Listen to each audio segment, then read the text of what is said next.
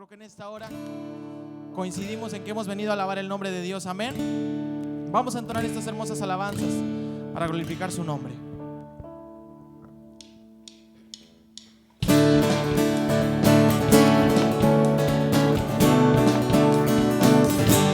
Vamos a decirle que hemos venido a alabar su nombre.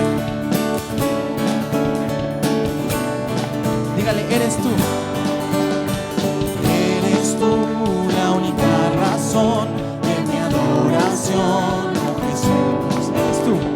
Eres tú la esperanza que anhelo tener, oh Jesús. Confía en ti me has ayudado, tu salvación me ha regalado. Hoy hay gozo en mi corazón, con mi canto te alabaré.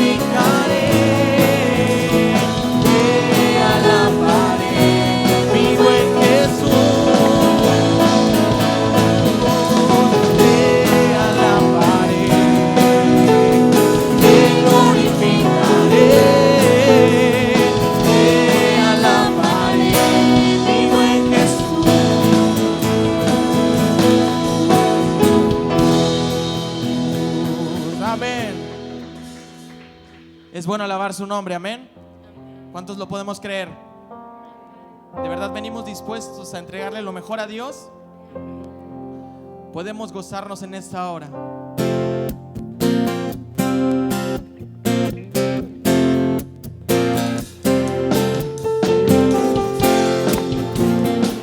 Y decir que bueno es alabar su nombre. Dígale con nosotros: bueno es alabar su nombre. Por siempre bueno es alabarte, Jesús, y gozarme en tu poder. Bueno es alabar al Señor, tu nombre, darte gloria, honra y honor. Por siempre bueno es alabarte, Jesús, y gozarme en tu poder. Porque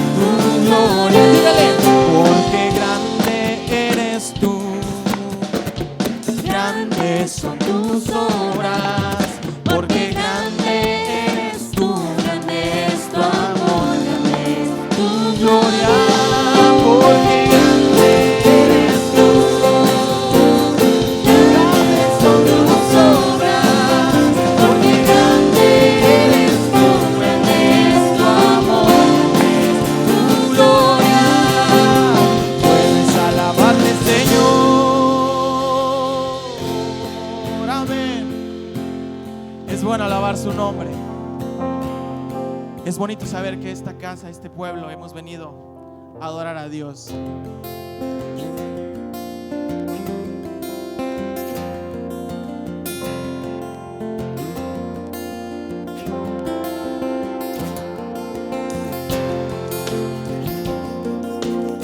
Si usted quiere cerrar sus ojos, vamos a entrar a un momento de oración a Él y entonarle este hermoso canto. Dígale: haz de nuestros corazones tu altar, de nuestras vidas tu casa, tu habitación, una pasión hoy nos une. Deseamos tu espíritu. Una vez más. Haz de nuestros corazones tu altar, de nuestras vidas tu casa, tu habitación, una pasión hoy nos une. Deseamos tu espíritu. Este pueblo te adora, este pueblo te adora. Esta casa te espera, esta casa te espera. Estamos sedientos de un avivamiento en este lugar. Este pueblo te adora, este pueblo te adora. Esta casa te espera, esta casa te espera. Tu gloria descienda, tu fuego se encienda en este lugar. Puedes decir gloria a Dios.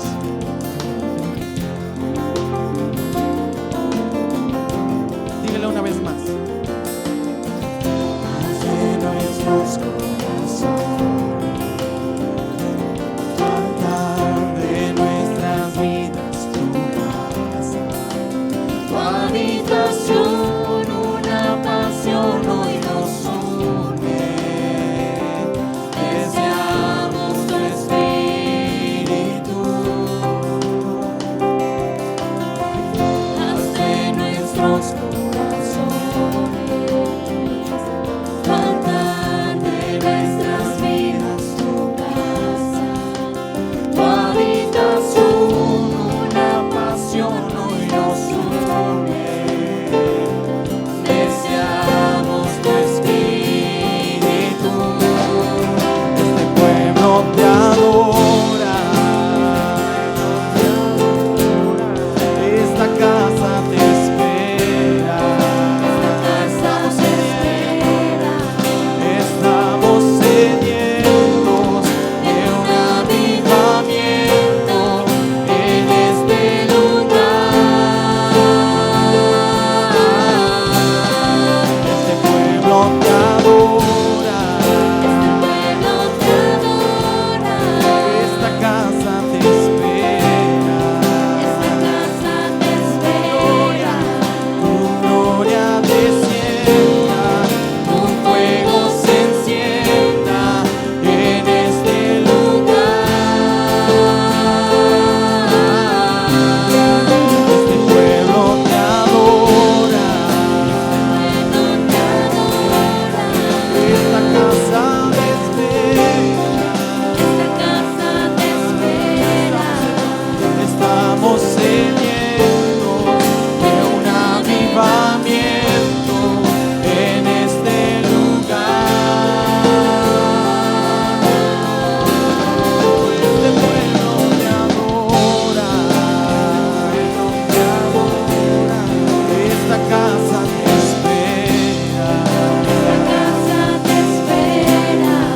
Tu gloria descienda, tu fuego se encienda en este lugar.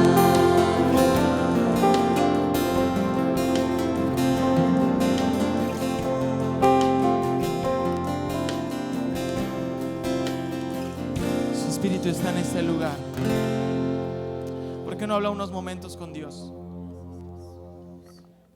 le estamos entregando lo mejor de nosotros en esta hora. Y podemos decirle en una palabra que Él es grande, Él es bueno, Él es misericordioso. Y hoy nos podemos rendir completamente ante Él y darle nuestro mejor cántico, nuestra mejor alabanza el día de hoy. No nos podemos ir igual, no nos podemos ir con esta alabanza guardada. Tenemos que entregársela al que la merece, amén. Podemos decir que Él es bueno, Él es grande.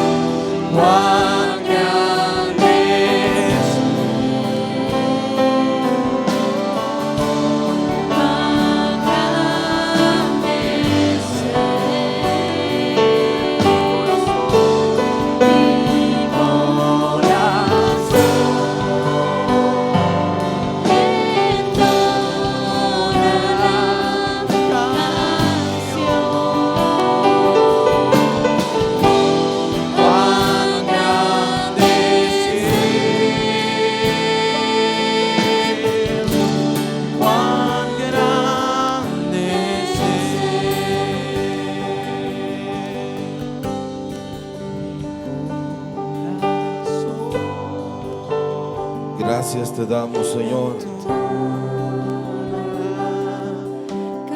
que nos das la oportunidad maravillosa de poder adorarte, alabarte con todo nuestro corazón. Te damos gracias por la vida, por la salud. Gracias por darnos el privilegio de disfrutar ahora de esta revelación gloriosa que no solamente ha transformado nuestra vida, sino que ha transformado la vida de millones de personas en el mundo, Señor.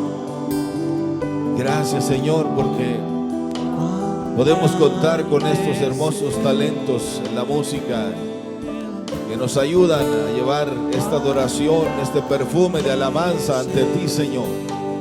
Espíritu Santo, guíanos cada día, cada momento, Señor, ir perfeccionando nuestra vida, ir acercándonos a ti. Somos humanos, somos naturales, pero esta alabanza nos hace entrar en ese mundo celestial, porque tu presencia es maravillosa entre nosotros. Te exaltamos, Señor, te bendecimos. Ahora, Señor, nos preparamos para ir a la reflexión de tu palabra en este miércoles de retiro, en esta semana de la pasión.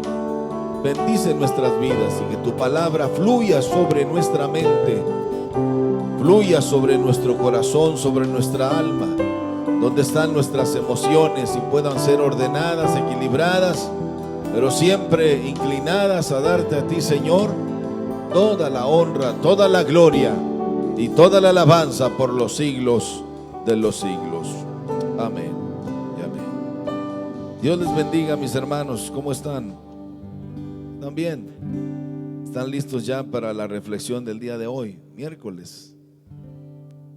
¿Están contentos de estar aquí, hermanitos?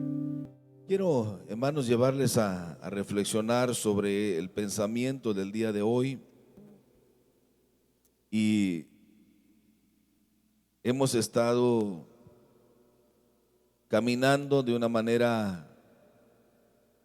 ordenada en la forma en que se ha diseñado este formato de la Semana de la Pasión, que es una de las semanas más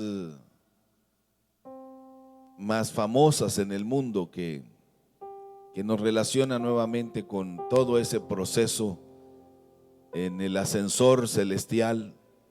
Porque esta semana, desde el Domingo de Ramos, como le llaman los especialistas, hasta el lunes de autoridad, el martes de controversia y hoy, que es miércoles de retiro, hermanos, los ojos de todo el universo, de todo el cosmos, donde hay miles de millones de seres para nosotros desconocidos, pero ellos están ahí. No lo digo por emoción, lo digo porque la Biblia lo dice, que Juan vio cuando fue trasladado en ese viaje del tiempo hasta la misma eternidad, y dice, y vi millones de ángeles, querubines, serafines, que daban honra y gloria al Cordero de Dios. Y en un espacio muy pequeño nos contempló a nosotros, los mortales, que también restaurados, rescatados por el sacrificio de Cristo y santificados por el amor de Dios, estábamos ahí. Y dice, y de todas las naciones, de todas las razas, de todos los pueblos, ahí estaban los lavados con la sangre del Cordero, con sus vestiduras blancas, que cantaban aleluya. Y por fin, en toda la eternidad, dice que se guardó media hora de silencio en todos los seres angelicales, donde hay todo tipo de seres celestiales, como les digo, desconocidos para nosotros, pero que ahí estaban, guardaron por una sola vez silencio para que se oyera el canto de los redimidos con la sangre del Cordero. Y esto es lo que nos hace a nosotros, hermanos, el darle al Señor la honra, la gloria y la alabanza. Quiero llevarles a tomar un pasaje de la Escritura en el primer libro de Pedro, en el capítulo 5. Capítulo 5, vamos a leerlo.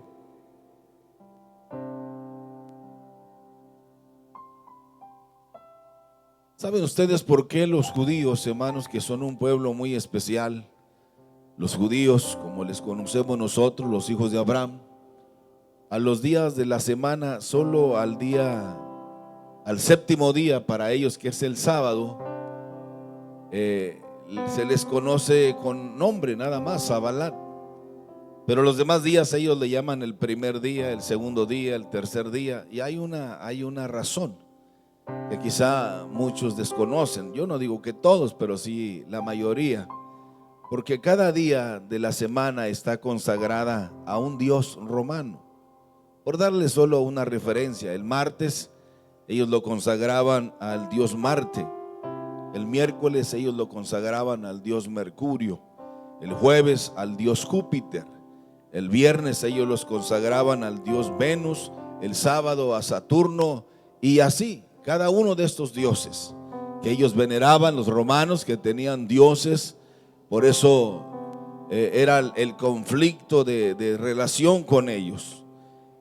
Y nosotros estamos en el día miércoles, que para el pueblo judío vendría siendo el cuarto día de la semana. Y quiero llevarles a meditar en este acontecimiento, hermanos, y vamos a ir despacio. Pero quiero tomar esta cita que el apóstol Pedro nos escribe y nos comparte en uno de sus documentos maravillosos. En el capítulo 5 les dije, ¿verdad? Vamos a leer desde el verso número 4, por favor. Y dice así, acompáñenme, dice: cuando aparezca el príncipe de los pastores, vosotros, ¿qué dice? Recibiréis la corona incorruptible de gloria. ¿Cuántos lo creen de verdad, hermanos? ¿Cuántos lo creen, hermanos? Se vale decir amén, hermanos, no le hace. Está bien. Dice: igualmente, jóvenes, estad sujetos a los ancianos, y todos, dice, sumisos unos a otros, revestidos de humildad, porque Dios resiste a los soberbios y da gracia a los humildes. Y luego mire lo que nos dice en el verso 6: humillaos pues bajo la poderosa mano de Dios, para que Él os exalte cuando fuere tiempo, echando toda vuestra ansiedad sobre Él, porque Él tiene cuidado de vosotros. Y luego después viene una orden de instrucciones. Dice: sed sobrios y velad, porque vuestro adversario el diablo, que el Señor lo reprenda, como león rugiente, anda alrededor buscando a quien devorar, a quien destruir, a quien hacer pedazos su vida. Al cual resistid firmes en la fe, sabiendo que los mismos padecimientos se van cumpliendo en vuestros hermanos. ¿En dónde, hermanos? En todo el mundo. Mas el Dios de toda gracia, que nos llamó a su gloria eterna, ¿en quién? En Jesucristo, después que hayáis padecido un poco de tiempo, Él mismo os, fíjese lo que va a suceder en nosotros si mantenemos firme nuestra fe. 4 cosas: perfeccione, afirme, fortalezca y establezca. Y dice el apóstol Pedro: a Él sea la gloria, el imperio, por los siglos de los siglos. Amén. Pueden ocupar sus lugares, por favor, hermanos. Hablábamos el lunes, para los que no vinieron, de muchas cosas muy interesantes que sucedieron ese día. Y vuelvo a repetir para que no se les olvide: el domingo el Señor tomó el ascensor y emprendió su camino hacia el Calvario. Hubo un momento, como Pablo lo señala, donde vino esa lucha interna, y él estuvo dialogando con su Padre y le dijo: Señor, si es posible, pasa de mí esta copa. Pero reflexionó al instante, porque a veces el silencio de Dios, cuando lo entendemos bien, accionamos oportunamente. Y el Señor le dice: pero hágase tu voluntad, Señor, mas no la mía. Es muy bonito, hermanos, cuando usted y yo tenemos dirección, cuando usted y yo tenemos claridad en lo que hemos creído, cuando tenemos seguridad de nuestra fe, de tal manera que nada nos va a separar. Vamos a resistir todo lo que sea y todo lo que venga, cualquier tribulación. Pero también tendremos la fortaleza en la palabra de Dios. Y finalmente todo esto nos llevará a un punto que es elemental y esencial: la convicción de en quién realmente está fundamentada nuestra vida y nuestra esperanza. Pero ahora, en este pasaje, el apóstol Pedro, que fue uno de los que vivió muy de cerca esta experiencia de Jesús, nos presenta precisamente estas palabras, hermanos, que vienen a fortalecer nuestra fe. Y él dice que Dios resiste a los soberbios y da gracia a los humildes. Después habla de que debemos humillarnos bajo la poderosa mano de Dios para que Él nos exalte cuando fuere tiempo. Pero también aconseja el apóstol Pablo con toda su experiencia, dice: echando toda vuestra ansiedad sobre Él, porque Él tiene, dice, cuidado de vosotros. Pero aconseja: sed sobrios y velad. Esto fue lo que realmente, hermanos, el Señor en cada momento les recordaba a sus discípulos, que eran sus más cercanos colaboradores, para decirles: velad y orad para que no entréis en tentación. Cuidado, hermano, cuando la duda se apodera de nuestra mente, se apodera de nuestro corazón, estamos perdidos. Cuando el miedo se apodera de nuestra mente, de nuestro corazón, estamos desfasados. Fácilmente cualquier persona nos va a amedrentar, se va a burlar de nosotros. Pero cuando nuestra fe está fundamentada en Dios y nuestra convicción se fundamenta en la palabra viva, no hay nadie que nos pueda apartar del amor de Jesucristo. Cuando nosotros analizamos este pasaje y cuando reflexionamos sobre esto que se le llama miércoles de retiro, hemos estado caminando sobre el lema que les marqué el lunes: los efectos del evangelio. ¿Qué es lo que ha hecho realmente, hermanos, que muchos creyentes como usted y como yo, que tenemos los sentidos naturales, nos mantengamos firmes en nuestra fe a pesar de las circunstancias difíciles que han venido a nuestra vida, a pesar de las fallas que hemos tenido, a pesar de los errores que hemos cometido? Aún todavía nos mantenemos aquí, a pesar de que por nuestra mente ha pasado esa laminilla o esa cintilla para decirnos: hasta aquí, no se puede, es imposible. Sin embargo, la poderosa mano de Dios nos ha levantado para llevarnos en la dirección correcta, para darnos claridad y para darnos también seguridad. De tal manera que a pesar de todo, seguimos firmes en la fe de nuestro Señor Jesucristo. Esta semana de la Pasión, hermanos, es muy especial para todos nosotros, porque aquí se manifiesta, hermanos, dos cosas que son extraordinarias y que van paralelas. Es una de las semanas donde se manifiesta una de las más grandes tragedias. Pero también esta semana paralelamente se marca una de las más grandes victorias. Y pareciera ser que en esta semana se ve el reflejo, hermanos, en cada uno de los eventos del desorden que hay en el corazón del ser humano, de lo distanciado que estamos de Dios, a pesar de que conocemos tanto de Dios. Esta semana de la Semana de la Pasión, en el tiempo de Cristo, se ve el reflejo de todo el desorden que hay en la vida y en el corazón del ser humano, porque, hermanos, ellos lo vieron, ellos lo palparon al unigénito Hijo de Dios. Y nosotros, a distancia de 2000 años, hay en nuestro corazón ese fuego que dice: Él es el unigénito Hijo de Dios, quien debe recibir toda la honra, toda la gloria y toda la alabanza. Por eso Él le dijo a Tomás: Tomás, bienaventurados los que no vieron y creyeron. Ustedes están aquí, Tomás, lo están viendo, lo están palpando, y aún así hay dudas. Esto nos habla de la inmensidad del amor de Dios.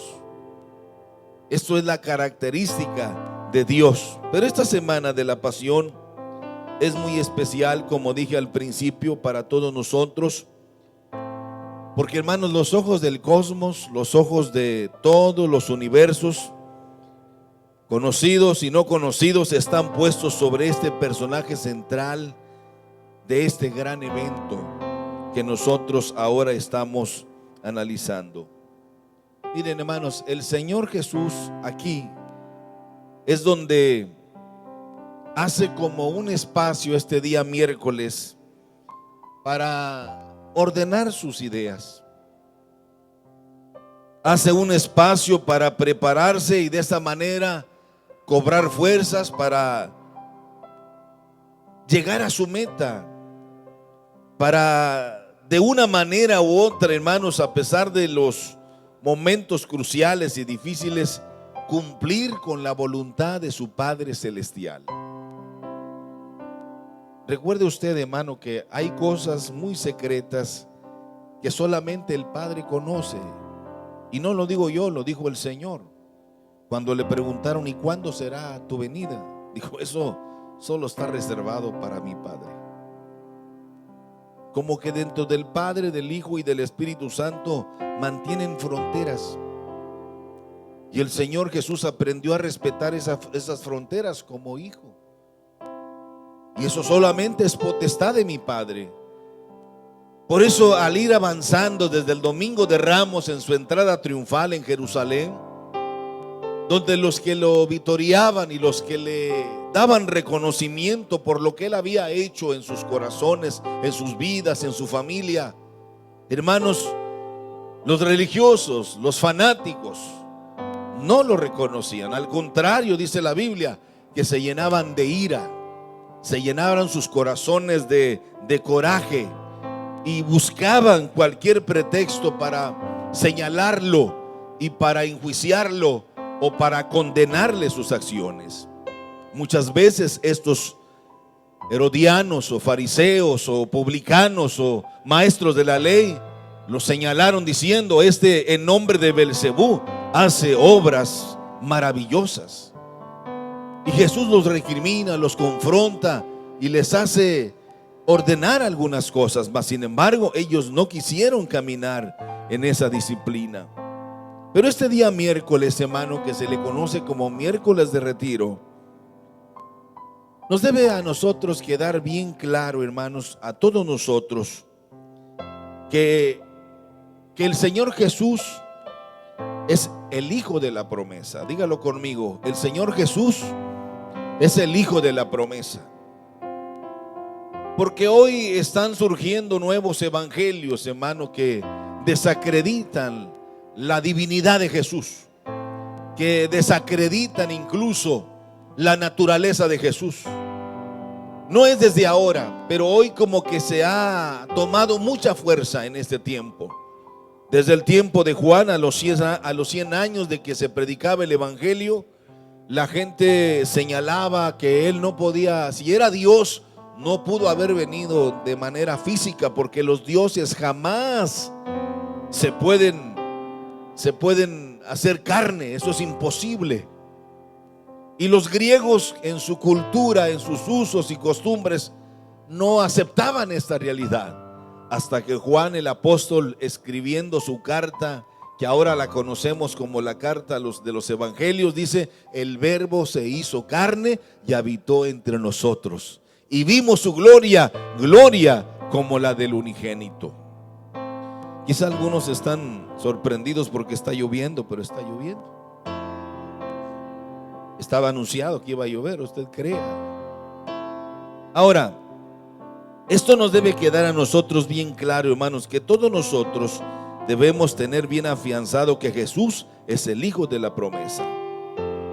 ¿Sabían ustedes, hermanos, que Jesús era un niño muy bueno, era un adolescente muy bueno, era muy noble, era muy servicial?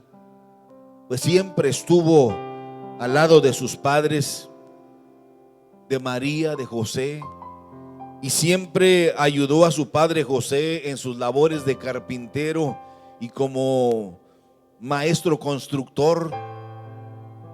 Esos eran los dos oficios de José, y Jesús lo ayudó mucho. Por eso él era un joven muy sano, por eso era un joven muy activo. A su madre María o Miriam, como también se le conoce, siempre le apoyó cuidando de sus hermanos menores, porque él era el mayor de la familia. Pero Jesús tuvo otros hermanos. Uno de ellos se llamó Santiago, que le llevaba 3 años Jesús a él. Otra se llamó Miriam. Otro se llamó José, como el padre. Otro se llamó Simón. Otro se llamó Marta. Judas, el más inquieto y la oveja negra de la familia, se llamó Judas. Y finalmente la menor de ellas se llamó Ruth.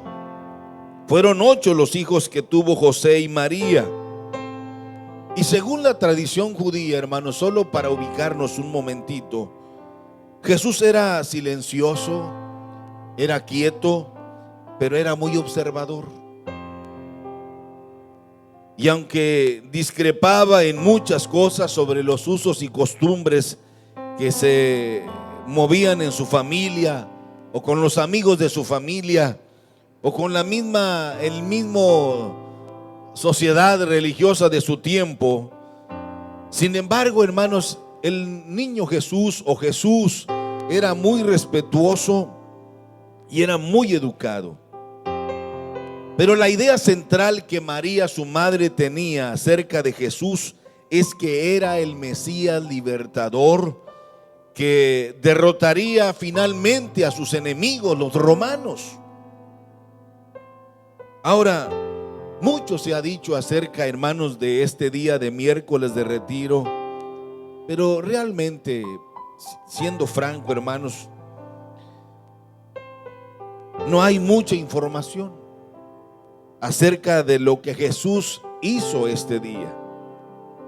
Aunque en este día solamente existe un gran silencio, porque los 4 escritores del Evangelio, porque aunque fueron 4 escritores, solo había un Evangelio, era lo mismo. Sin embargo, estos 4 escritores de los Evangelios, Marcos, Lucas, Mateo, Juan, guardan silencio.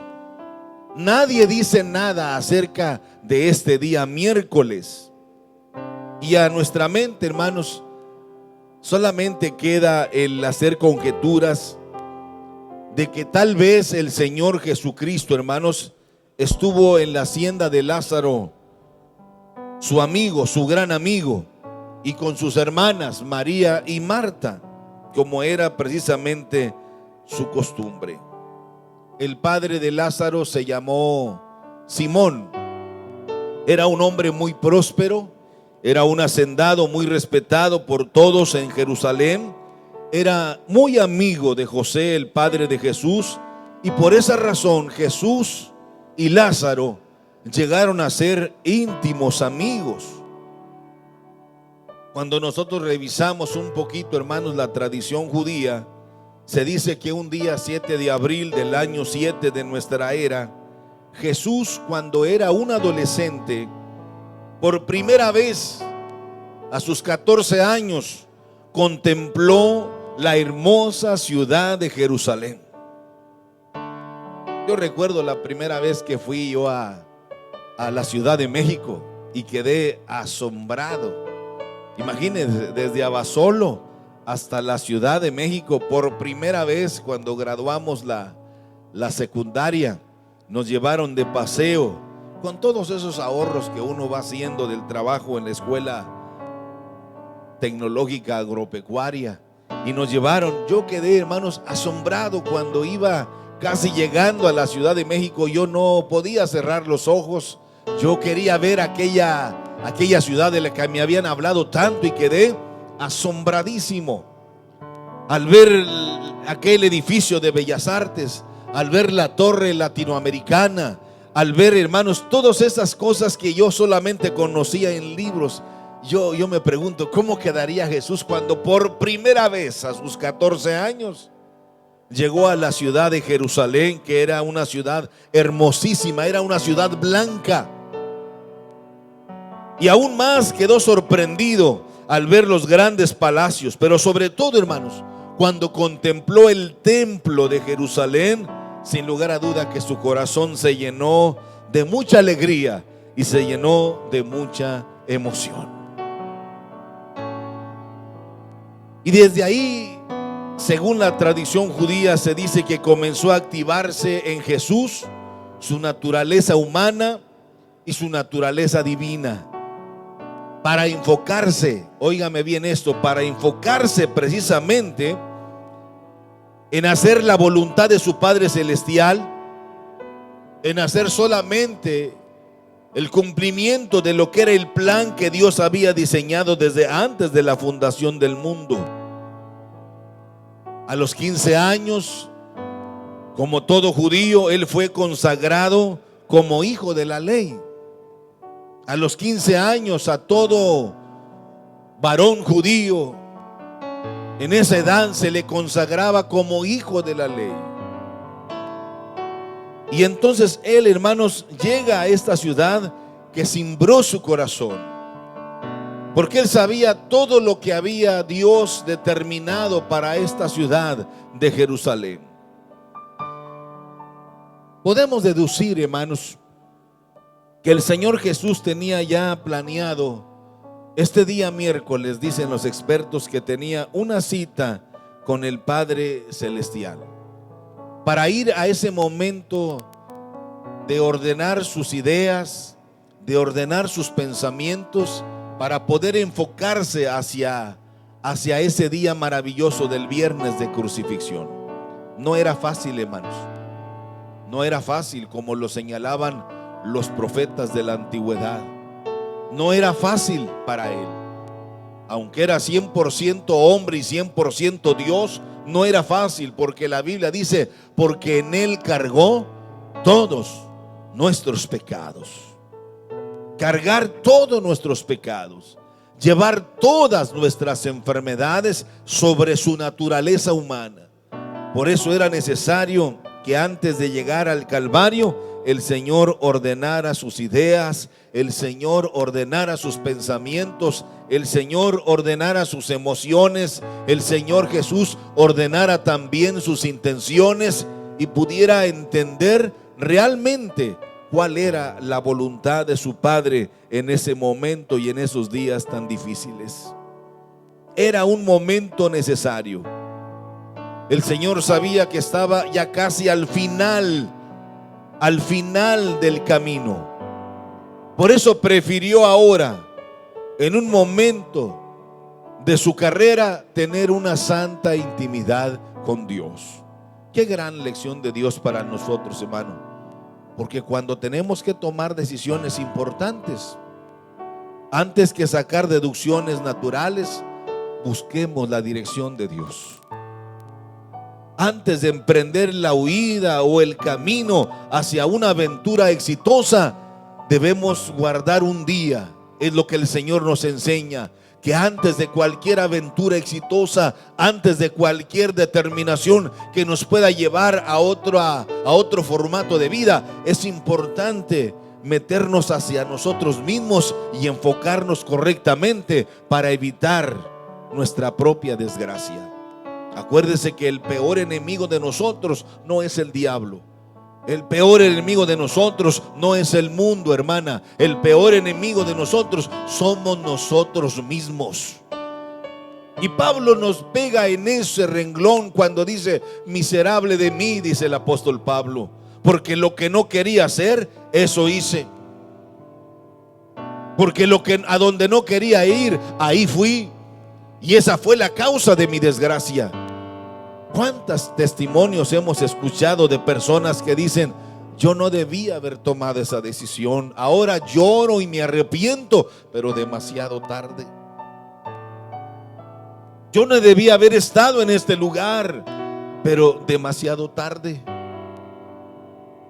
Una vez que observamos el accidente de una persona que se mató sola, ella iba aquí en la ciudad y dio vuelta su camioneta del año, y dio vueltas y vueltas. Finalmente ella perdió la vida, y cuando finalmente localizaron a sus familiares, llegaron, estaban de fiesta todos en la casa de sus padres, y ella salió solo a dar una vuelta. La ciudad estaba vacía, no había peligro alguno, era de noche.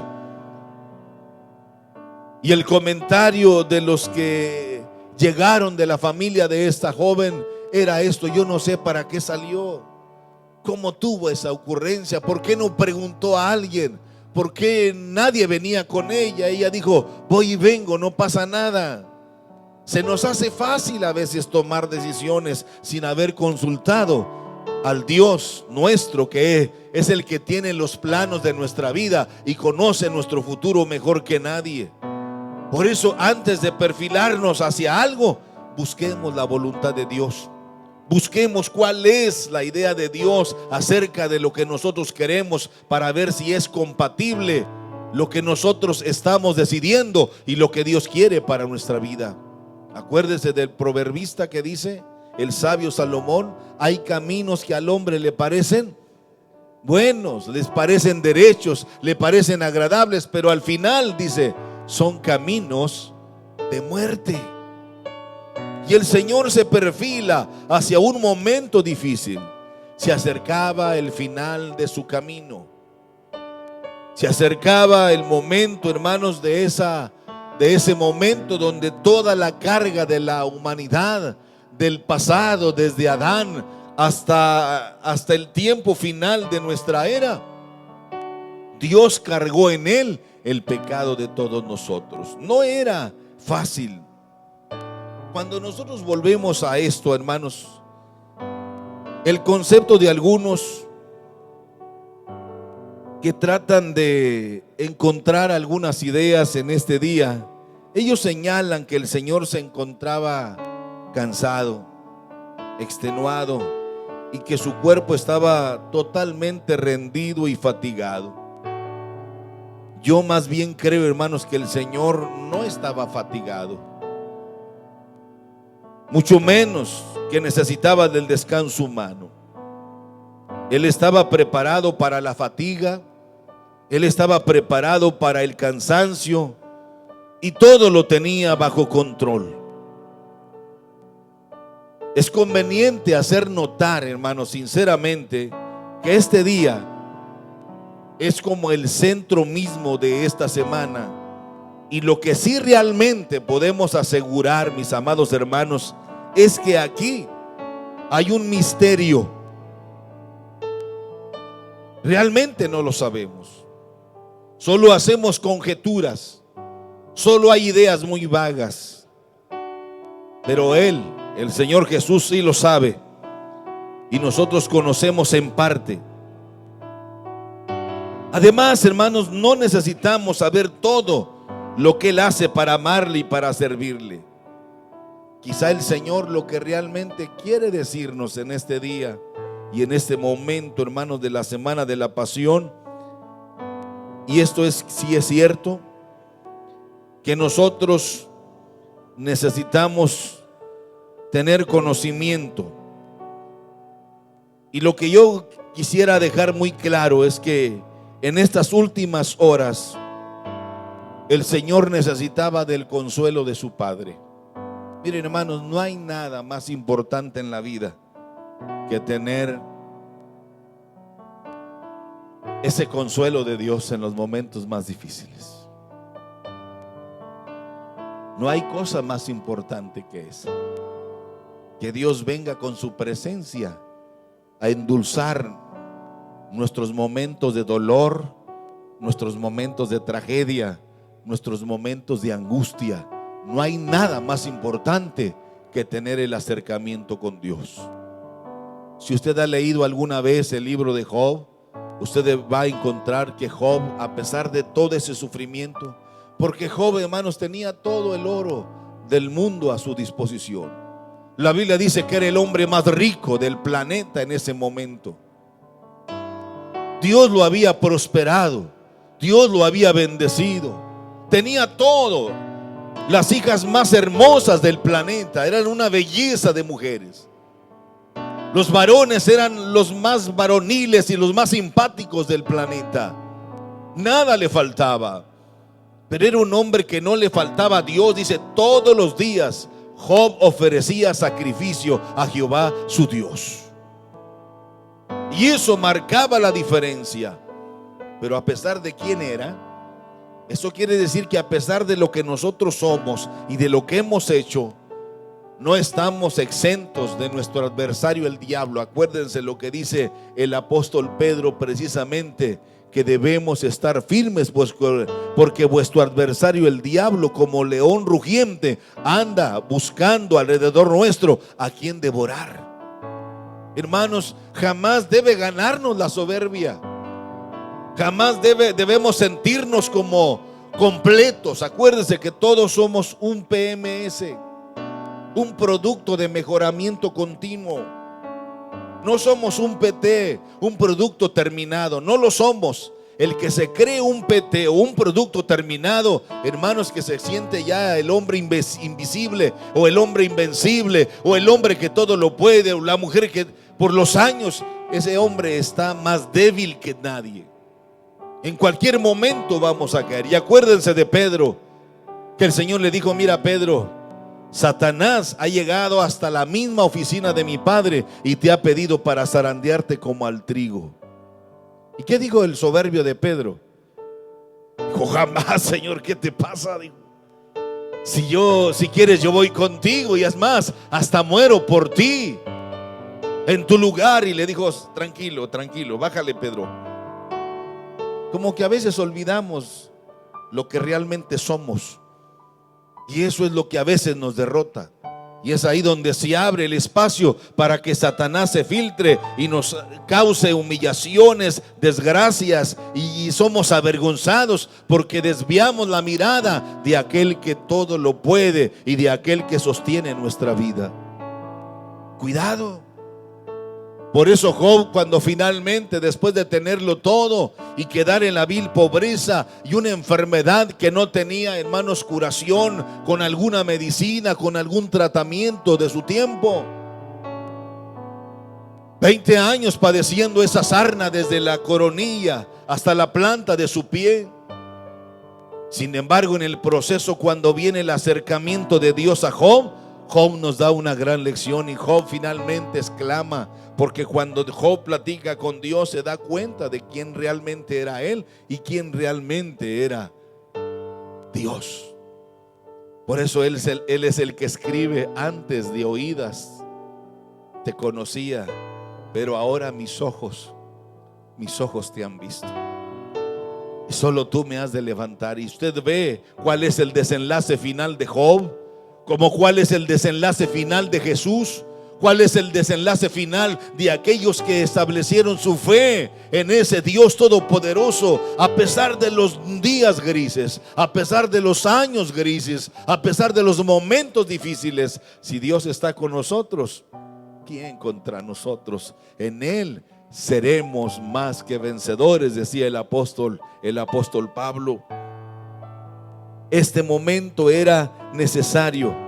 Se requería de momentos de silencio, de momentos de intimidad, para ordenar sus pensamientos con rumbo a la recta final. ¿Se ha fijado, hermanos, que nosotros a veces, cuando padecemos momentos donde tenemos que llorar, lo que más queremos es buscar un lugar donde decimos, déjame, quiero estar solo.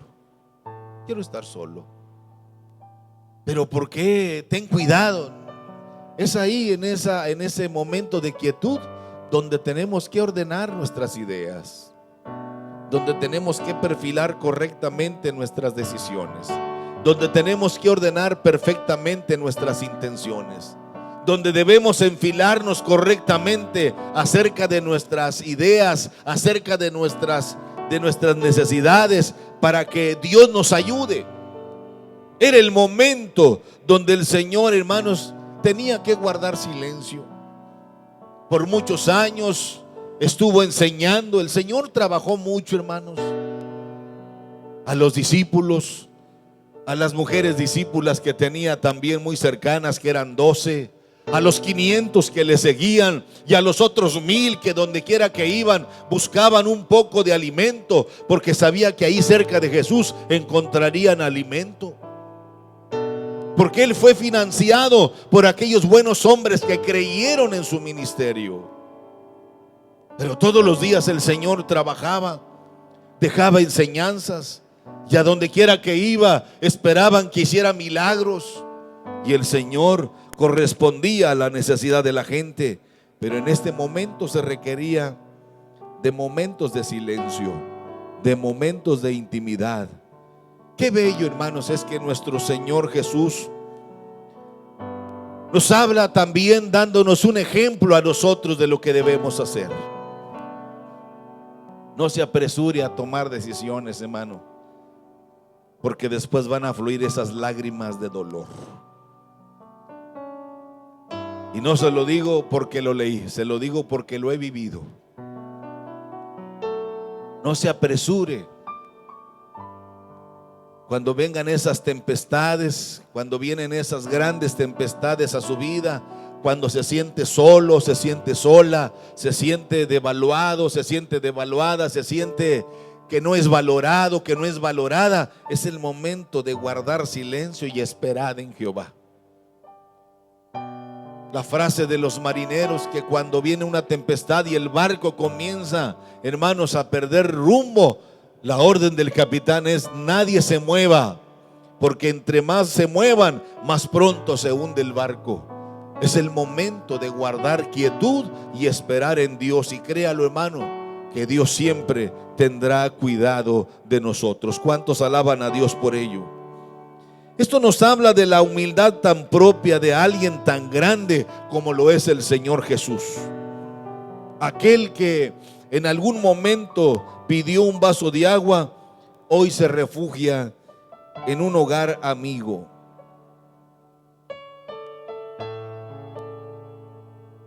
Y este era un lugar donde el Señor acostumbraba a ir a descansar. Este era un lugar donde el Señor acostumbraba a ir a reposar, porque era bienvenido a la casa de su amigo Lázaro, aquel que estuvo 4 días muerto. Y ya les he explicado el secreto del por qué Jesús lloró. Cuando la gente ve, nosotros somos muy dados para hacer juicios, hermanos, muy superficiales, porque así somos. Y dicen que cuando lo vieron llorar, le dijeron: mira cuánto lo amaba. No, hermanos, el Señor Jesús no lloró porque su amigo Lázaro estaba muerto. Él lloró porque había la necesidad de hacerlo volver, para que el Señor diera una demostración a todos sus seguidores, a todos aquellos que le seguían, acerca de lo que realmente, cuál era el propósito de su estancia entre nosotros. Mostrarnos que nosotros, hermanos, aunque vamos a padecer y a pasar por la muerte, somos creados para vida eterna, porque fuimos diseñados a imagen y semejanza de Dios. Porque la gente, hermano, natural dice: muerto, se acabó todo, ya no hay nada que hacer. Así de que goza de la vida, disfruta de la vida. No, hermanos, la Biblia dice que nosotros todos vamos a comparecer delante del trono de Dios. Todos, reyes, príncipes, plebeyos, la gente rica, la gente pobre, la gente educada como la gente ignorante, todos compareceremos ante la presencia de Dios. Y el Señor sabía dónde estaba Lázaro. Estaba en el paraíso de Dios, donde no hay tristeza, donde no hay enfermedad, donde no hay miseria, donde no hay amargura, donde todo es felicidad. Y el Señor tenía que volver a traer a su amigo Lázaro a este mundo de sufrimiento, a este mundo de dolor, a este mundo de tragedia. Sin embargo, todo eso hizo que la amistad de Jesús, la amistad de María, de Marta con Él, fuera todavía más espléndida. Por eso Jesús se sentía muy a gusto en el hogar de Lázaro, en el hogar de María, en el hogar de Marta. Él buscó un lugar, un hogar, pero ahora no era para descansar, sino para dar descanso a los que ahí estaban. El Señor Jesús antepone sus conveniencias a la verdad eterna que tomó la forma de hombre. Esto es inconcebible. No solamente nosotros necesitamos de Él, sino también Él necesita de nosotros. Por eso Él dice: yo estoy a la puerta de tu corazón. Palabras de Jesús. El que abre su corazón, yo entraré a Él, cenaré con Él y Él conmigo. Jesús busca depósitos donde descansar, pero de hacer descansar su amor, hacer descansar su eternidad, hacer descansar su conocimiento, hacer descansar esa vida eterna que Dios ha preparado para todos nosotros. Él mismo lo dice: yo no he venido a condenar, sino que he venido a buscar y a salvar lo que se había perdido. Él fue a Betania, hermanos, porque ahí encontraría la expresión de agradecimiento de Lázaro. Él fue a Betania porque ahí también encontraría esa expresión de agradecimiento, de emoción de Simón, el que Jesús había sanado de lepra. Fue a Betania porque ahí estaba el recuerdo de aquella mujer que ungió sus pies con aquel nardo tan costoso. Él está listo para enfrentar lo que sea. Hoy Él está aquí con nosotros triunfante, esperando que nosotros decidamos si nosotros lo dejamos entrar a nuestro corazón o le seguimos marcando la distancia. Si alguno abre la puerta de su corazón, dice: yo entraré a Él. Él busca un lugar donde también hacer reposar toda esa riqueza, como decía el apóstol Pablo. Dios depositó en nosotros vasos de barro todo ese tesoro maravilloso que es la paz, el amor, el perdón y todas esas glorias eternas que Dios ha preparado para nosotros. Yo creo que usted, al igual que yo, tenemos experiencias maravillosas que contar. Yo tengo una por compartirles algo y tratando de hacer más claro esta enseñanza tan sencilla. Pero nosotros tuvimos una tía, mi tía Lila, que hoy la recuerdo, hermana de mi madre, la mayor. Todos los que llegábamos a su casa, a todos nos gustaba estar en su casa. Desde que tenía una casa humilde de madera, todos queríamos llegar a la casa de la tía Lila. Había otras tías que tenían casas más elegantes y más bonitas, pero ahí no había el deseo de llegar porque sentíamos el rechazo. Sentíamos que no éramos bienvenidos. Pero ahí con la tía Lila, todos sentíamos que éramos bienvenidos. Y no solo porque ella lo dijera, sino por su reacción. Ella expresaba eso que se llama amor y agradecimiento a Dios. Tita, disculpe que hayamos llegado, pero aquí estaban estos, hombre. Y nosotros, no le hace, mi hijo, me da alegría, mucha alegría de que hayan llegado. Ahorita les preparo algo de cenar. No era de aquellas que decía: ¿iban a cenar? No, ella no preguntaba. Ella de una manera inteligente se iba a la cocina y con un amor preparaba los frijolitos refritos y preparaba el huevito con salsa. Increíblemente, ella no era muy rica, ella era muy humilde, pero siempre tenía algo que ofrecernos a todos. Tita, pero no hay tortillas de maíz, ahorita les hago unas de harina. Imagínense usted, hermana. Es bien noche, ¿para qué ocurrencias? ¿Para qué llegar a esta hora? ¿Cómo no vienen más temprano? Ella no decía nada. Llegábamos a la 1 o a las 12 o a las 11 de la noche, ella siempre estaba lista. A Jesús le encantaba llegar a la casa de Lázaro.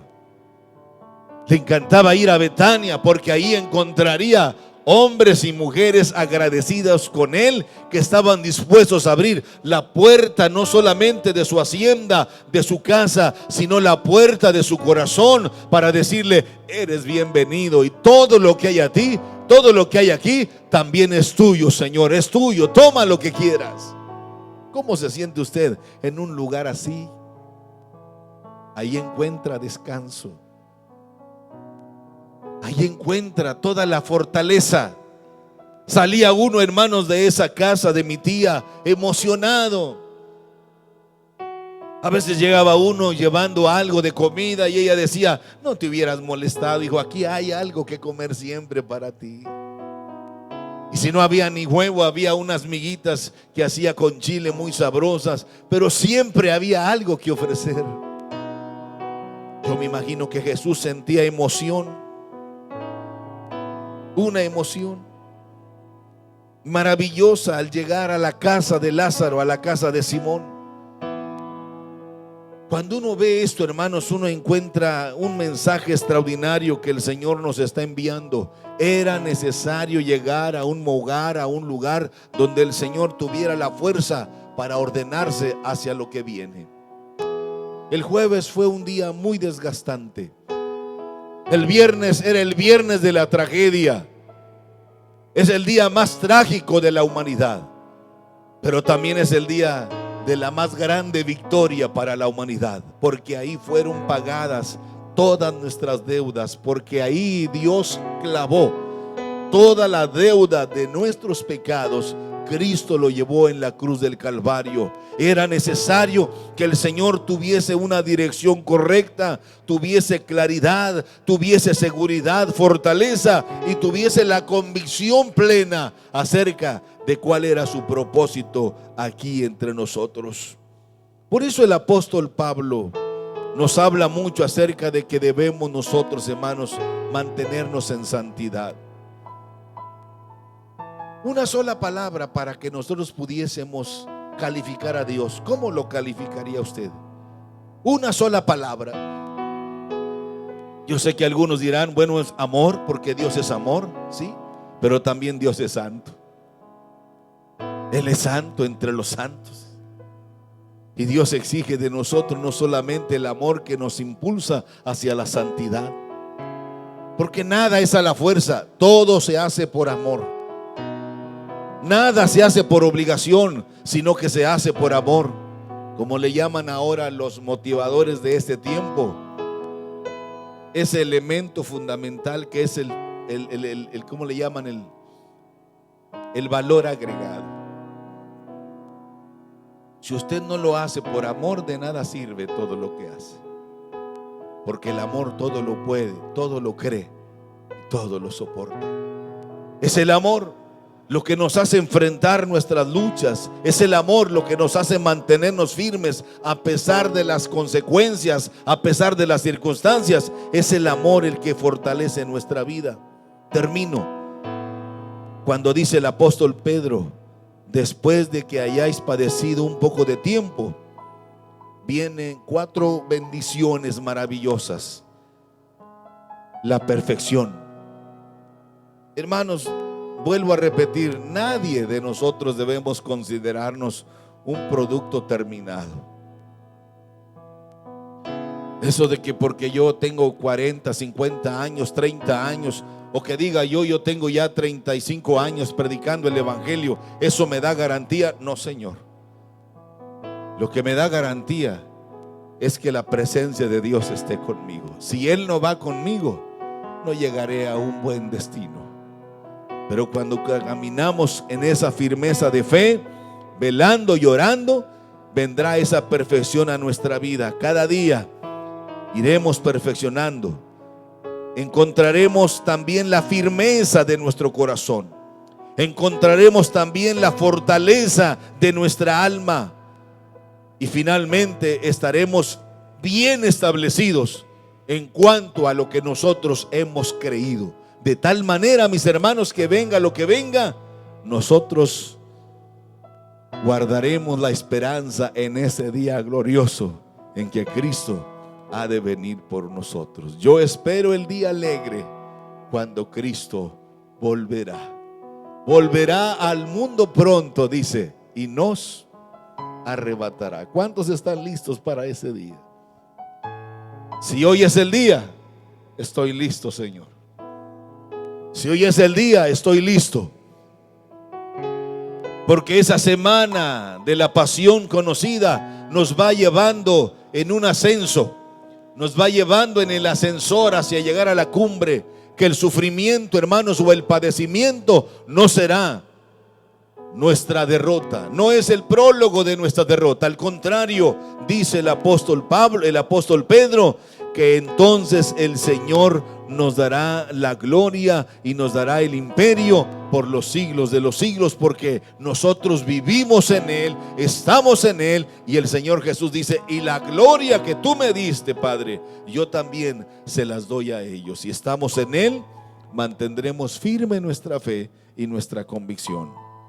Quiero preguntarles solo de curiosidad, hermanos, ¿cuántos de ustedes están firmes en la fe del Señor Jesucristo? ¿Pueden levantar su mano y decir amén?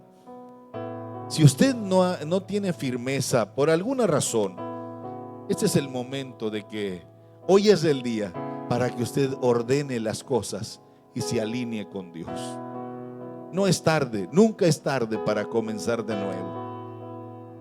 Si en usted hay dudas, hay miedos, hay temores, hay incluso hasta ciertos cuestionamientos personales con Dios, eso no es malo.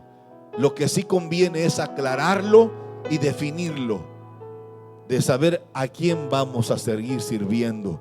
Pero si estamos en Él, no hay temores en nuestra vida, porque el Señor siempre ha prometido estar con nosotros todos los días de nuestra vida. Amén, hermanos. Si hay algún problema, alguna necesidad, Él es el mismo de ayer, de hoy, por todos los siglos de los siglos.